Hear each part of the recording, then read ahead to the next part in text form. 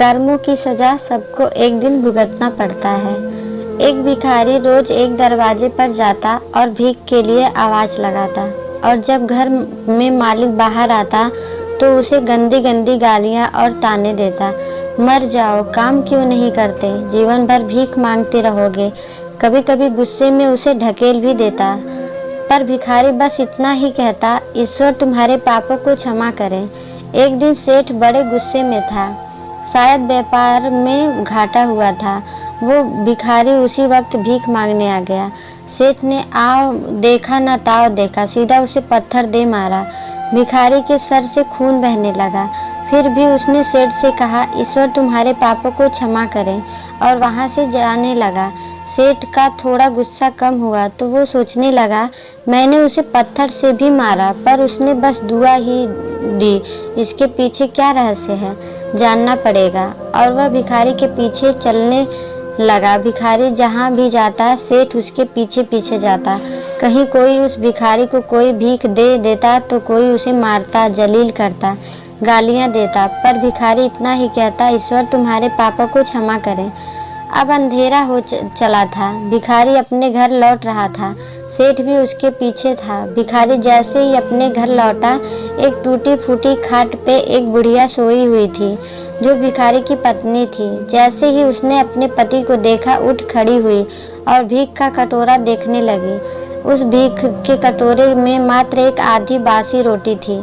उसे देखते ही बुढ़िया बोली, बस इतना ही और कुछ नहीं, ये आपका सर कटा हुआ कहाँ से है?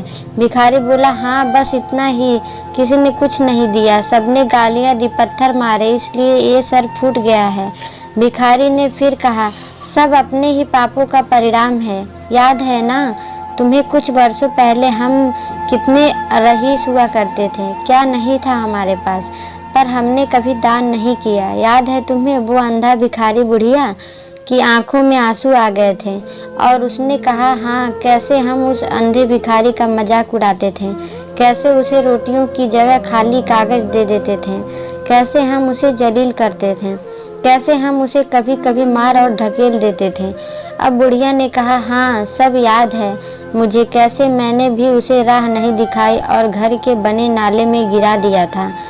जब भी वहाँ रोटियां मांगता मैंने बस उसे गालियाँ दी, एक बार तो उसका कटोरा तक फेंक दिया। और वो अंधा भिखारी हमेशा कहता था, तुम्हारे पापों का हिसाब ईश्वर करेंगे। मैं नहीं, आज उस भिखारी की बद्दुआ और हाय हमें ले डूबी।